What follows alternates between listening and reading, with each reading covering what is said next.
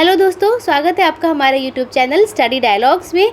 ये हमारी daily current affairs की सीरीज़ है और यहाँ पर हम लोग चुनिंदा 8 MCQs को डिस्कस करते हैं और ये 8 MCQs इन्हीं करंट अफेयर से लिए जाते हैं। और यहाँ पर हम इन 8 MCQs के जो स्टैटिक पोर्शन होता है उसकी स्टैटिक जीके को भी डिस्कस करते हुए चलते हैं। ये जो हमारी सीरीज़ है आज की, इसमें 19 और 20 जून के इम्पॉर्टेंट करंट अफेयर्स से ही MCQs बनाए गए हैं और ये हिंदी और इंग्लिश मीडियम दोनों ही बच्चों के लिए है, ठीक है। और यहाँ पर आपको एक सबसे बड़ा फ़ायदा ये होता है कि जो भी आपके इम्पॉर्टेंट न्यूज़ है, करंट अफेयर्स है, ये भी पता चलते हैं और ये भी पता चलता है कि किस तरह का क्वेश्चन एग्जामिनर आपके एग्ज़ाम में बनाकर दे सकता है, ठीक है। तो हमारा यहाँ छोटा सा प्रयास है कि आपकी प्री की प्रिपरेशन को यहाँ पर अच्छे से हम लोग करवा सकें और हिंदी और इंग्लिश मीडियम दोनों ही बच्चे इस सीरीज़ को फॉलो ज़रूर करें। तो चलिए शुरू करते हैं पहला क्वेश्चन। और हमारे चैनल को सब्सक्राइब ज़रूर करें और अपने दोस्तों से भी सब्सक्राइब ज़रूर करवाएं, ठीक है। चलिए तो पहला क्वेश्चन शुरू करते हैं। पहला क्वेश्चन है हमारा यहाँ पर, world's highest railway bridge located on which river. दुनिया का सबसे ऊंचा रेलवे ब्रिज किस नदी पर स्थित है। तो यहाँ पर क्या है, दुनिया का सबसे ऊंचा रेलवे ब्रिज पूछा है कि ये कौन सी नदी पर स्थित है। तो क्या ये चेनाब पर है, रवि रिवर पर है, या झेलम रिवर पर है, या फिर सतलुज पर है। तो देखो इसका सही आंसर है कि ये चेनाब रिवर पर है। अब देखो यहाँ पर जो हमारा न्यूज़ था, जो हमारी खबर थी, वो क्या थी कि वर्ल्ड की टॉलेस्ट रेलवे ब्रिज, आपको पता होगा कि वर्ल्ड का टॉलेस्ट रेलवे ब्रिज कौन सा है। जो अभी सबसे ऊंचा जो रेलवे ब्रिज है वो चेनाब नदी पर ही बना है ना, दो पहाड़ों के बीच में इस तरह से। और ये चेनाब रिवर यहाँ से ऐसे जा रही है, यहाँ से ये चेनाब रिवर जा रही है। तो इसके ऊपर, यहाँ पर इसके ऊपर एक पूरा एक ब्रिज बनाया गया है जो कि दुनिया का सबसे ऊंचा रेलवे ब्रिज कहा जा रहा है, ठीक है। तो उस पर अभी क्या हुआ है कि पहला ट्रेन का ट्रायल हुआ है कि अब यहाँ पर, यहाँ से जो है वो ट्रेन चलने लगेगी, इसका पहला ट्रायल हुआ है। तो देखो ये हमारे एग्ज़ाम में बहुत ही ज़्यादा ऐसे क्वेश्चन आने की संभावना जो है वो बनी हुई है। अभी जो आसपास के जो हमारे एग्ज़ाम होने वाले हैं उनमें एग्ज़ामिनर यहीं वाले जो करंट अफेयर्स हैं यहीं से क्वेश्चन पेपर सेट करेगा और ऐसे ही क्वेश्चन पूछे जाएंगे जो बहुत ज़्यादा मोस्ट इम्पॉर्टेंट हैं, ठीक है। तो ये पहला ट्रेन का ट्रायल है, अभी जो है ट्रायल है, सीधी सी बात है ट्रायल है। तो जो बड़ी खबर है, जो चेनाब रेलवे ब्रिज है उसके ऊपर करा है ना, उसके बाद से यहाँ पर ट्रेन्स जो है वो चलना शुरू हो जाएंगी। सेकंड पॉइंट यहाँ पर ये आता है कि ये कौन से डिस्ट्रिक्ट में पड़ता है। ये जो चेनाब रेलवे ब्रिज है ना, चेनाब रेल ब्रिज, ये कौन से डिस्ट्रिक्ट में पड़ता है। तो ये पड़ता है रियासी डिस्ट्रिक्ट में, ठीक है। किस में पड़ता है, रियासी डिस्ट्रिक्ट। वो किसका है, वो जम्मू और कश्मीर का है, ठीक है। सेकंड अगला पॉइंट ये आता है कि ये जो ब्रिज है ये कौन से प्रोजेक्ट का पार्ट है।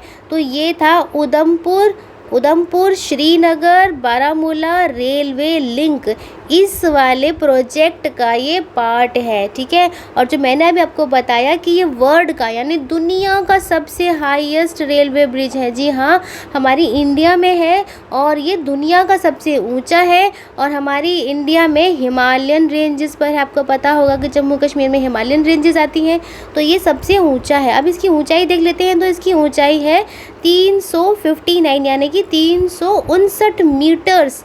अगर मीटर में देखा जाए तो ये 359 मीटर है और अगर फीट में देखा जाए तो 109 फीट है। ये बहुत इम्पॉर्टेंट है कि एग्ज़ाम में ऐसे पूछ लिया जाता है, ठीक है। और मोस्ट इम्पॉर्टेंट पॉइंट इसका ये है कि जो वर्ल्ड की सबसे ऊंची पेरिस की आईफल टावर है ना, पेरिस की सबसे ऊंची आईफल टावर है, ये उससे भी कितना ऊंचा है, उससे भी 35 मीटर ऊंचा है हमारा रेलवे ब्रिज। तो बहुत ज़्यादा इम्पॉर्टेंट क्वेश्चन है जो कि हमारे एग्ज़ाम में आ सकता है। और एक इम्पॉर्टेंट पॉइंट ये है कि जो चेनाब रिवर है उसको हम लोग क्या और किसी और नाम से जानते हैं, तो वो नाम है चंद्रभागा रिवर, ठीक है। मोस्ट इम्पॉर्टेंट है चंद्रभागा रिवर के नाम से जाने जाते हैं। और ये जो ब्रिज बनाया गया है, ना तो इस पर ये जो ब्रिज बनाया गया है चेनाब नदी के ऊपर, ना तो इस पर किसी अर्थक्वेक यानी भूकंप का असर होगा, और एक्सट्रीम टेम्परेचर मतलब कि बहुत ही ठंडा टेम्परेचर हो या फिर बहुत ही गर्म टेम्परेचर हो, दोनों को ही झेल जाएगा। और 260 किलोमीटर पर आवर की स्पीड की जो हवाएं चलेंगी, जो विंड होंगी, इनको भी ये अच्छे से झेल जाएगा। तो ये बहुत इंपॉर्टेंट पॉइंट्स हैं सारे, और क्वेश्चन बहुत ही ज़्यादा इम्पॉर्टेंट है हमारे एग्जामिनेशन पॉइंट ऑफ व्यू से। ठीक है, तो चलिए अब हम आगे चलने से पहले ये जान लेते हैं हमारे चैनल के बारे में। जो बच्चे नए हैं हमारे चैनल पर, देखिए हमारी कई सारी सीरीज़ यहाँ पर चल रही हैं। तो पहली है हमारी जीएस एमसीक्यूज़ की, ये वही है जो मैं आपको करवा रही हूँ। ठीक है, सेकंड है हमारी, अगली है पॉलिटी एमसीक्यूज़ की। यहाँ पर हम लोग 10 क्वेश्चन करवाते हैं, और इसकी हमने कई वीडियोज़ पहले से बना रखी हैं, और आप वहाँ जाकर प्रैक्टिस कर सकते हैं। और एक है हमारी एनसीईआरटी की सीरीज़ है। यहाँ पर एनसीईआरटी की एक है डिटेल्ड एनालिसिस, यहाँ पर फुल चैप्टर पढ़ाया जाता है। फुल चैप्टर के बाद जो इससे एमसीक्यूज़ बनते हैं उसकी हमारी अलग सीरीज़ है। ठीक है, और ये हिंदी और इंग्लिश मीडियम दोनों ही बच्चों के लिए है। वैसे हमारा पूरा चैनल हिंदी और इंग्लिश मीडियम दोनों ही बच्चों के लिए है, और इसमें हर चीज़ फ्री है। अगर आप एनसीईआरटी की उससे जाएंगे तो कई चैनल्स पर जो एनसीईआरटी की जो डिटेल्ड है उसके लिए और एमसीक्यूज़ के लिए फ़ीस ली जाती है, लेकिन हमारे यहाँ पर ये एकदम फ्री है, आप इसका फ़ायदा उठा सकते हैं। और अगर आप किसी बच्चे को जानते हैं जिसे ये एनसीईआरटीज़ वगैरह पढ़नी है या प्री की प्रिपरेशन करनी है, तो हमारे चैनल के बारे में उसे ज़रूर बताएं। चलिए अब नेक्स्ट है हमारा ट्रिक्स 5 एमसीक्यूज़। यहाँ पर हम लोग ट्रिक्स से एमसीक्यूज़ करवाते हैं। वो एमसीक्यूज़ हैं जो कि हमारे एग्ज़ाम में आते हैं, तो उनको याद करना काफ़ी आसान हो जाता है, जिससे कि इसकी पॉसिबिलिटी रहती है कि 100% सही हो जाए। नेक्स्ट है हमारा करंट अफेयर मंथली अफेयर्स। यहाँ पर हम लोग पूरे मंथ का, पूरे महीने का करंट अफेयर जो है 1 लाइनर के रूप में कंपाइल करके लाते हैं। अभी जो मई का महीना गया है, यहाँ पर हमने 60 1 लाइनर्स में पूरी मैगज़ीन को यहाँ पर कवर किया है। ठीक है, और मेंस के टॉपिक्स के लिए, उन बच्चों के लिए जो कि मेंस की प्रिपरेशन कर रहे हैं, तो यहाँ पर हम लोग इंपॉर्टेंट मेंस के टॉपिक्स को डिस्कस करते हैं, जिससे कि जब आप एग्ज़ाम में जाएँ तो आपको बहुत ही ईजी रहे अपना क्वेश्चन पेपर को अटैम्प्ट करना। और अगर आप हमारे चैनल पर जाएंगे तो हमारी कम्युनिटी में रेगुलर बेसिस पर क्वेश्चन पोस्ट किए जाते हैं, आप वहां जाकर प्रैक्टिस ज़रूर कीजिए। ठीक है, और एक है हमारी शॉर्ट वीडियोस, वहां पर छोटे छोटे कंसेप्ट को फुली अच्छी तरह से समझाया जाता है, तो आप ये भी हमारे यहाँ पर देख सकते हैं। तो हमारे चैनल में जाइए, विजिट कीजिए और चैनल को सब्सक्राइब ज़रूर कीजिए। तो चलिए अगला क्वेश्चन देख लेते हैं। अगला क्वेश्चन है हमारा ग्लोबल जेंडर गैप रिपोर्ट से। ठीक है, यहाँ पर क्या है, वैश्विक लैंगिक अंतर रिपोर्ट, जिसको हम बोलते हैं ग्लोबल जेंडर गैप रिपोर्ट। ये कौन रिलीज़ करता है, किसके द्वारा जारी की जाती है? तो क्या ये अंतर्राष्ट्रीय मुद्रा कोष यानी IMF के द्वारा की जाती है, या फिर विश्व आर्थिक मंच के द्वारा, वर्ल्ड इकोनॉमिक फोरम के द्वारा, या फिर है ये वर्ल्ड ट्रेड ऑर्गेनाइजेशन यानी कि विश्व व्यापार संगठन के द्वारा की जाती है, या फिर यूनेस्को के द्वारा करी जाती है? तो इसका जो सही आंसर है वो है वर्ल्ड इकोनॉमिक फोरम के द्वारा रिलीज़ करी जाती है। देखिए अभी ये भी एक न्यूज़ है कि ये रिपोर्ट रिलीज़ हो चुकी है। अब इसके अंदर क्या क्या पॉइंट्स हैं हम यहाँ पर ये डिस्कस कर लेते हैं। अभी इस रिपोर्ट में क्या कहा गया है कि वर्ल्ड, जो अगर पूरी दुनिया के तौर पर देखें तो जो जेंडर गैप है, जेंडर गैप का मतलब है कि लिंग के आधार पर, जैसे कि मानो एक है मेल और एक है फीमेल। ठीक है, एक है लड़की, ये लड़की है और ये है लड़का। ठीक है, मेल और फीमेल। आपको पता होगा कि हमारे समाज में लड़कों को ज़्यादा अपॉर्चुनिटीज़ दी जाती हैं। ये सिर्फ हमारी इंडिया का हाल नहीं है, ये पूरे वर्ल्ड का हाल है। ठीक है ना, और इस वर्ल्ड में अच्छी प्रोग्रेस हो सके, इकोनॉमिक डेवलपमेंट हो सके, हैप्पीनेस आ सके, इसीलिए पूरे वर्ल्ड के इंटेलिजेंस ये क्या चाहता है कि ये जो जेंडर गैप देखा गया है इसको क्या करा जा सके, इसको बांटा जा सके। ठीक है ना, तो उसी चीज़ के लिए ये वैश्विक लैंगिक अंतर रिपोर्ट को रिलीज़ करा जाता है, जिससे कि जो वर्ल्ड के जितने भी नेशंस हैं वो इस रिपोर्ट से कुछ सीख कर जहाँ पर कमियां हैं वहाँ पर अपने देश में उन कमियों पर काम कर सकें। ठीक है, तो ये इसका मेन मकसद है। और इसको रिलीज़ कौन करता है, वो करता है विश्व आर्थिक मंच। तो इस रिपोर्ट में ये कहा गया है कि जो पूरा वर्ल्ड है, पूरा जो विश्व है, उसमें अभी फ़िलहाल मॉडरेट प्रोग्रेस देखी गई है, यानी कि मॉडेस्ट प्रोग्रेस, मतलब बहुत ही प्रोग्रेस देखी गई है, लेकिन प्रोग्रेस तो चलो देखी गई है, ये अच्छी बात है। लेकिन जो प्रोग्रेस है बहुत ही धीमी चाल से है। ठीक है, सेकंड पॉइंट इसमें ये है कि ये एनुअल इंडेक्स है, मतलब कि हर साल ये इंडेक्स रिलीज़ होता है, जिससे कि हर साल हमें पता चल सके कि क्या क्या कौन कौन से देश में प्रोग्रेस हुई है और किस किस देश में क्या क्या कमियां रह गई हैं। तो ये हर साल आती है, ये जो रिपोर्ट आती है। अब ये 4 एरियाज़ में आती है।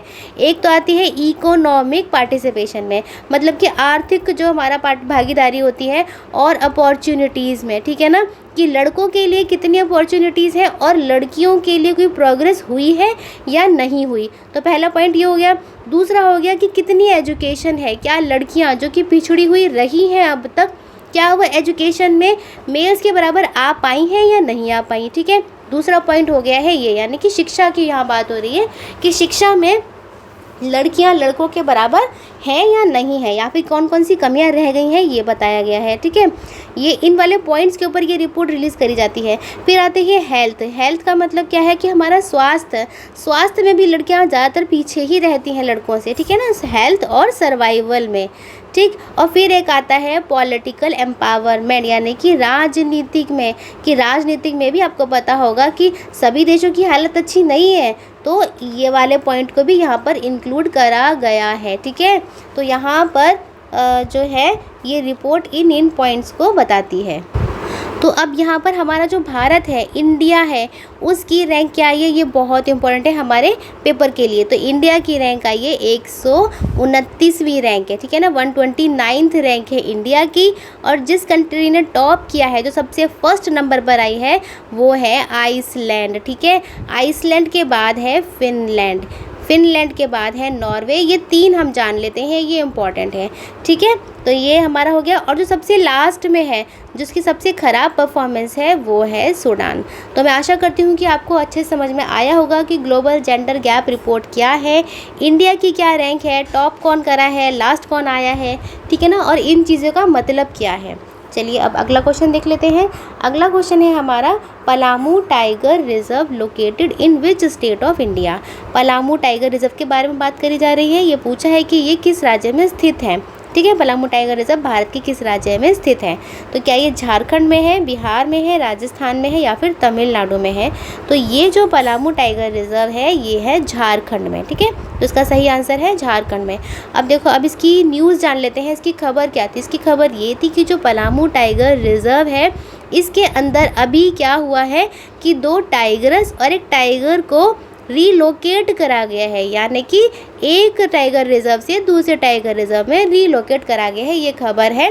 तो बस यहाँ पर हमारा क्वेश्चन यहाँ से बनेगा कि ये पलामू टाइगर रिजर्व है कहाँ पर, और इसके बारे में कुछ इंपॉर्टेंट पॉइंट्स हम लोग जान लेते हैं।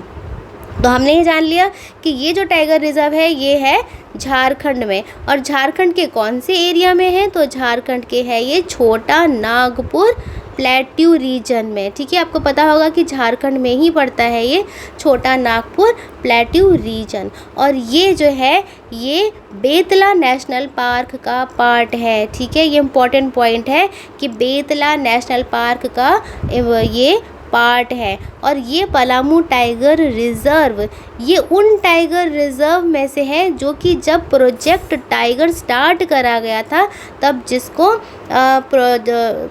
नेशनल टाइगर रिज़र्व का दर्जा दिया गया था। ठीक है, तो ये हो गए हमारे इम्पॉर्टेंट पॉइंट। और झारखंड आपको पता ही है कहाँ है, बिहार के नीचे पड़ता है।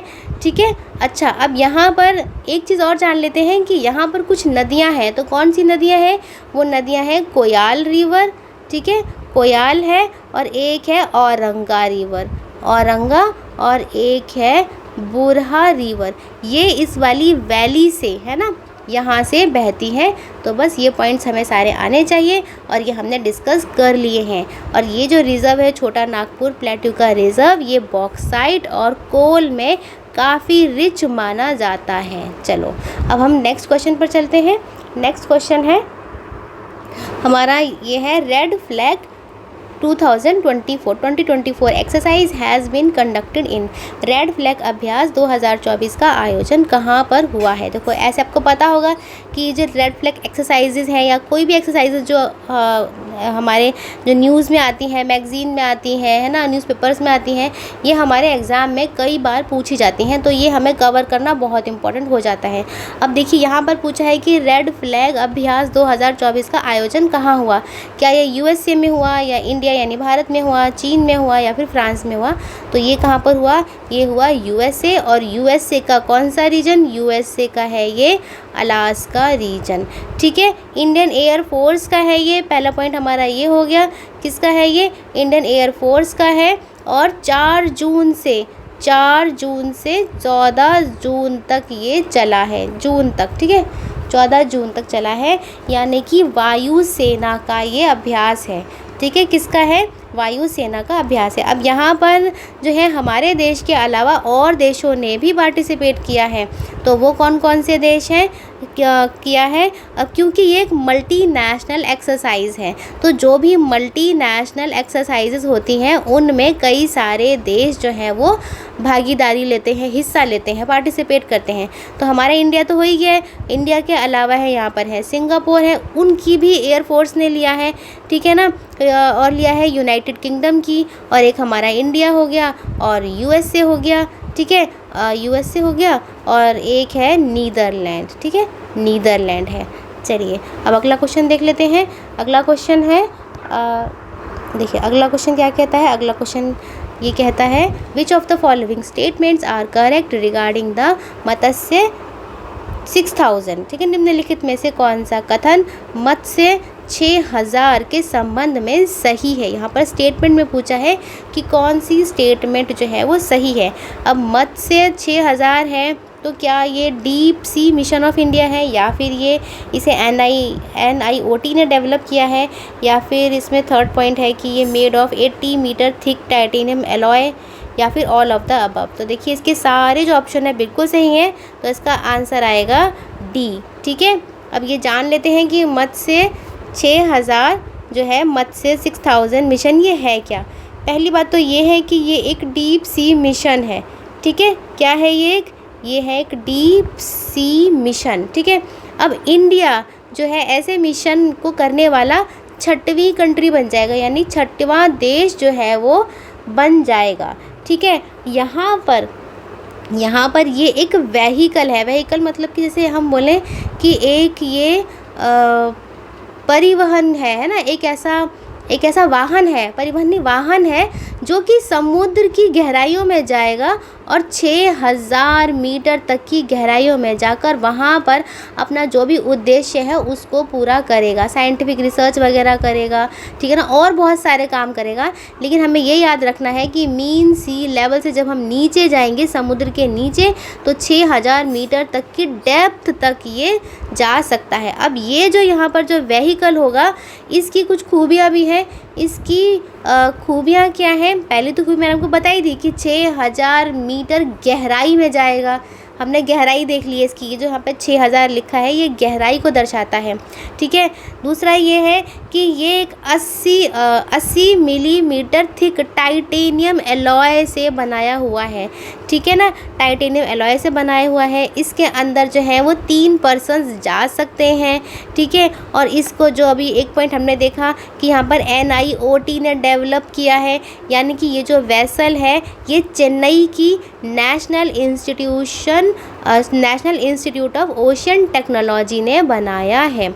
ठीक है, और ये 96 आवर्स तक ऑक्सीजन सप्लाई दे सकता है। तो ये इम्पॉर्टेंट है, डीप सी मिशन पूछा जा सकता है। इसमें ये जो 6000 वर्ड दे रखा है ना, 6000, ये पूछा जा सकता है कि ये क्या दर्शाता है। तो ये गहराई को दर्शाता है। ठीक है, ये किसे दर्शाता है, गहराई को दर्शाता है। और ये कौन सी मिनिस्ट्री के अंदर आता है, ये आता है हमारी मिनिस्ट्री ऑफ अर्थ साइंसेस के अंदर आता है। ठीक है ना, मिनिस्ट्री ऑफ अर्थ साइंसेस के अंदर। चलिए अब नेक्स्ट क्वेश्चन देख लेते हैं। अगला क्वेश्चन है हमारा, यह है सिल्क रूट वाज कनेक्टेड, यानी कि रेशम मार्ग जोड़ता था। अब यहाँ पर सिल्क रूट की बात करी गई है। ठीक है, तो रेशम मार्ग किसे जोड़ता था, क्या ये Atlantic seaboard of Europe with Pacific coast इसको जोड़ता था, या फिर मिडिल ईस्ट को जापान के साथ जोड़ता था, या फिर नॉर्थ अमेरिका को साउथ अमेरिका के साथ जोड़ता था, तो साउथ ईस्ट एशिया को नॉर्थ अमेरिका के साथ जोड़ता था। तो इनमें से कौन सा कथन सही है और ये किसको जोड़ता था यहाँ ये बताना है। तो इसका सही आंसर है पहला क्वेश्चन बिल्कुल सही है, Atlantic seaboard of Europe को पैसिफिक कोस्ट के साथ जोड़ता था। अब देखो यहाँ पर न्यूज़ क्या थी, पहले न्यूज़ देख लेते हैं। तो न्यूज़ यहाँ पर ये है कि अभी एक रीसेंट स्टडी आई है चाइनीज़ साइंटिस्ट ने, है ना, जो चाइना के जो साइंटिस्ट हैं उन्होंने एक स्टडी करी है, उसमें ये बताया गया है कि जो भी मेन रूट था एंशंट सिल्क रोड का, है ना, जो मेन रूट था ना, जो भी मानो कोई भी मेन रूट जो होगा एंशंट सिल्क रोड का, वो अपने पाथ से नॉर्थ में शिफ्ट हो गया था। ठीक है, तो ये खबर थी। तो बस अब खबर तो ये आई है कि साइंटिस्ट लोगों ने ये बताया है अपनी स्टडी से कि यहाँ पर ऐसा हुआ था। तो हमारा क्वेश्चन ये बनेगा कि एग्ज़ाम में कि ये किस किस को कनेक्ट करता था। तो पैसिफिक कोस्ट के साथ मतलब कि प्रशांत तट के साथ यूरोप के अटलांटिक समुद्र तक ये इसकी जो थी वो पूरा की कोर्स था, है ना। तो यहाँ से यहाँ तक ये कनेक्ट करता था। चलिए अब इसके और पॉइंट्स भी जान लेते हैं हम। और पॉइंट्स क्या है, तो देखो इसका अगला पॉइंट ये है कि ये जो था इसका जो नाम था, क्योंकि इस नाम ही क्या है इसका, सिल्क रूट है। तो सिल्क रूट का मतलब क्या हुआ कि यहाँ पर चाइना जो था वो सिल्क का ट्रेड करता था। तो वो उस टाइम पर कौन सी डायनेस्टी थी, तो उस टाइम पर थी हान डायनेस्टी। ये इम्पॉर्टेंट पॉइंट है, ठीक है, कौन सी थी, हान डायनेस्टी थी। अच्छा इसको थोड़ा मैप में देख लेते हैं। ये देखो इसको हम यहाँ पर देख लेते हैं। हाँ, तो अगर हम कहें कि चाइना से, ठीक है ना, तो चाइना के इस वाले पार्ट से ले करके ये यूरोप तक जाता था, ठीक है ना। यहाँ पर ये ऐसे यूरोप में फैला हुआ था, कुछ पोर्शन हमारी इंडिया में भी हल्का सा आया हुआ था, ठीक है ना। तो अगर हम बोलें कि कौन कौन से थे, तो ये था ईस्ट, साउथ और वेस्ट एशिया। कौन कौन सा, ईस्ट एशिया, साउथ एशिया और वेस्ट एशिया। ईस्ट का मतलब हो गया पूर्व एशिया, साउथ का मतलब हो गया दक्षिण एशिया और वेस्ट का मतलब हो गया पश्चिम एशिया। यह एशिया की बात हो रही है, ठीक है। तो पूरे एशिया के ये वाले रीजन आ गए। फिर एक आ गया मेडिटेरेनियन सी, ये वाला पार्ट आ गया, ठीक है ना, यहाँ तक भी इस रूट की पहुँच थी। फिर आ गया यूरोपियन वर्ल्ड, तो यूरोप वाला तो वर्ल्ड पार्ट जो है वो ये वाला पार्ट हो गया। तो यूरोप भी हो गया, मेडिटेरेनियन भी हो गया, यहाँ पर मिडिल ईस्ट भी हो गया, ठीक है ना, मिडिल ईस्ट हो गया। और अफ्रीका के भी कुछ पार्ट थे, कौन कौन से, जैसे कि नॉर्थ अफ्रीका का पार्ट हो गया, ठीक है, और हो गया ईस्ट अफ्रीका, मतलब कि ये वाला अफ्रीका। तो नॉर्थ अफ्रीका हो गया, ये अफ्रीका हो गया, और चाइना का ये पूरा की पूरा क्या था, सिल्क रूट का जो था वो कोर्स था कि यहाँ से लेके यहाँ तक ये सिल्क रूट जो था वो चलता था। और कौन सी डायनेस्टी थी, चाइना की हान डायनेस्टी थी। ये हमको यहाँ पर याद रखना है, ठीक है। चलिए ये इंपॉर्टेंट क्वेश्चन था, तो हमने यहाँ पर डिस्कस कर लिया है। अब अगला क्वेश्चन देख लेते हैं। अगला क्वेश्चन है हमारा, अगला क्वेश्चन है तामीर बेसिन एनक्लोज्ड बाय। देखो ये क्वेश्चन भी इसी वाली खबर से है कि तामीर बेसिन एनक्लोज्ड बाय, तामीर बेसिन किस किस से घिरा हुआ था। क्योंकि क्या था कि जो ओरिजिनल सिल्क रूट था, जो ओरिजिनल सिल्क रोड था वो एक तामीर बेसिन था, ये उसके अलॉन्ग था, ठीक है ना। तो बस यहाँ पर ये पूछा है कि तामीर बेसिन जो था किन से घिरा हुआ था। तो क्या ये हिमालय से घिरा हुआ था और पामीर माउंटेन से, या तिनशान कुनलुन या पामीर माउंटेन से, या फिर यूराल माउंटेन तकलामाकन से, या वेस्टर्न घाट और ईस्टर्न घाट से घिरा हुआ था। तो देखो यहाँ पर जो सही आंसर है वो है त्यानशान, कुनलुन और पामीर माउंटेन। तो अगर हम इस रीजन को देखें, ये जो तामीर बेसिन है, इस रीजन को अगर हम देखें तो इसके नीचे जो आएगा, नीचे वाला पार्ट आएगा कुनलुन, ठीक है, ऊपर वाला आएगा त्यानशान माउंटेन्स, और इधर वाला आएगा वो आएगा पामीर माउंटेन्स। अब इसको हम मैप में देख लेते हैं, ठीक है। देखो ये हमारा है मैप। अब देखो ये है हमारा इंडिया, ये इंडिया हो गया, ये जो है ये चाइना का पार्ट है, ये जो पूरा चाइना का पार्ट है, ठीक। अब यहाँ पर ये रूट था, ये वाला एरिया हम मान सकते हैं, ठीक है। इस एरिया में जो नीचे वाला, इसके जो नीचे वाला जो पार्ट है, यहाँ पर है कुनलुन, यहाँ पर क्या है, कुनलुन माउंटेन्स है। इधर की तरफ अब पामीर नॉट है, आपने ज्योग्राफी में भी पढ़ा होगा कि पामीर नॉट पड़ती है। और ऊपर की तरफ पड़ता है त्यान शान, ठीक है, त्यान शान माउंटेन। तो यहाँ पर इस वाले बेसिन की बात करी जा रही है, पामीर बेसिन की बात। तो ये जो बेसिन था ये इसी सिल्क रूट का हिस्सा था, ठीक है। कौन सा सिल्क रूट? जहाँ पर सिल्क का ट्रेड होता था। ये सारे पर्वत हैं यहाँ पर, त्यान शान पर्वत रेंजेस, पामीर पर्वत श्रृंखला और कुनलुन पर्वत श्रृंखला, ठीक है, कुनलुन पर्वत श्रृंखला। तो यहाँ से लेके यहाँ तक क्या था, ये पूरा की पूरा सिल्क रूट था, यानी कि रेशम का जो व्यापार हुआ करता था, रेशम का जो मार्ग था जिसे बोलते हैं, ये उसके बारे में पूछा जा रहा है। तो यहाँ पर ये एक पूरा क्या था, ये एक पूरा बेसिन था, ठीक है। अब यहाँ पर सिल्क के अलावा यानी कि रेशम के अलावा और किस किस चीज़ों का व्यापार हुआ करता था? तो वो होता था स्पाइसेस, यानी कि मसालों का व्यापार होता था, ठीक है। और बहुत ही कीमती जो कि वैल्यूएबल मेटल्स हैं, है ना, उनका व्यापार होता था। जेम स्टोन्स यानी कि जो कि हीरे जवाहरात होते हैं, उनका होता था। और ये किन किन कंट्री में होता था ये तो मैंने आपको बता ही दिया है। ये होता था जैसे हमारा चाइना है, हमारा देश भारत है, और पर्शिया वाले रीजन में चला जाता था ये एरिया, और अरब में था, और मेडिटरेनियन यानी कि भूमध्य सागर जो ये वाला पार्ट है, ठीक है ना, ये हो गया भूमध्य सागर। ये अरब का एरिया हो गया, भूमध्य हो गया, ये यूरोप हो गया, चाइना तो है ही, इंडिया हो गया, और अफ्रीका का नॉर्थ और अफ्रीका का ईस्ट यानी कि उत्तर अफ्रीका और पूर्वी अफ्रीका, ठीक है, ये वाले सारे पार्ट हो गए। और सिल्क के अलावा स्पाइसेस हो गया यानी कि मसाले हो गए, जेम्स यानी कि जो हीरे जवाहरात मोती ये सब है ना, वैल्यूएबल मेटल्स, और रेशम तो था ही। तो बस, तो ये थे हमारे 8 क्वेश्चन। अच्छा, अभी हमारा 7 ही हुए हैं, अब 8वां क्वेश्चन रह गया है। तो चलिए नेक्स्ट क्वेश्चन देख लेते हैं। नेक्स्ट है हमारा पेंटानल wetland recently in the news is located in, यानी कि हाल ही में खबरों में रहा पेंटानल आर्द्र भूमि कहाँ पर स्थित है? तो ये पेंटानल आर्द्र भूमि की बात करी जा रही है, ठीक है। वेटलैंड को हिंदी में क्या बोलते हैं? आर्द्र भूमि कहा जाता है। तो ये कहाँ पर स्थित है? क्या ये साउथ अफ्रीका में है, साउथ अमेरिका में है, साउथ ईस्ट एशिया यानी कि दक्षिण पूर्व एशिया में है, साउथ कोरिया यानी कि दक्षिण कोरिया में है? तो इसका सही आंसर है साउथ अमेरिका यानी कि दक्षिण अमेरिका में है। अब देखिए यहाँ पर ये न्यूज़ जो थी हमारी, जो खबर थी वो क्या थी? वो खबर ये है कि ये जो रीजन है पेंटानल वाला रीजन, पहली बात तो ये है कि ये साउथ अमेरिका यानी दक्षिण अमेरिका में है। तो दक्षिण अमेरिका के कहाँ पर है? ब्राज़ील वाले रीजन में है, ठीक है। तो वहाँ पर फायर लग गई है, क्या लग गई? वहाँ पर आग लग गई है, ठीक है। यहाँ पर वेटलैंड जो है आर्द्र भूमि है, वहाँ पर आग लग गई है। और ये कहा जा रहा है कि ये जो आग लगी है वो 10 गुना ज़्यादा आग लगी है, जो कि जो आग लगी थी 2020 में उसका 10 गुना ज़्यादा।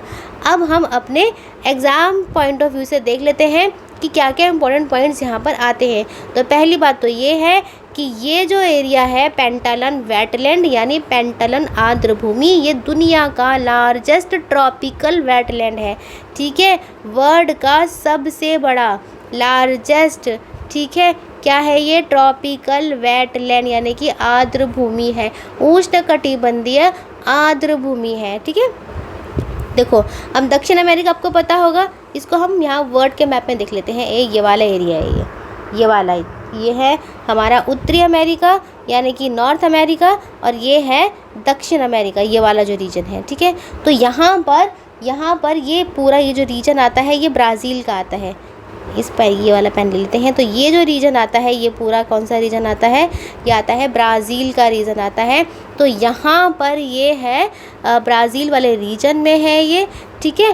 तो ये यही बोला गया है कि ये वर्ल्ड का लार्जेस्ट वेटलैंड है, और ये पैरागे जो रिवर है ना उसके पास लोकेटेड है ये, ठीक है। तो बोलीविया और पैरागे वाले पार्ट को भी ये कवर करता है, ठीक है। तो यहाँ पर आता है बोलीविया और नीचे की तरफ आता है पैरागे कंट्री है ये, ठीक है। ये जो देश है बोलीविया और पैरागे, ये थोड़ा सा इनमें भी आता है ये, ठीक। और इसका 80% पार्ट अगर बोलें, 80% अगर इसका हिस्सा बोलें तो वो ब्राज़ील में ही पड़ता है।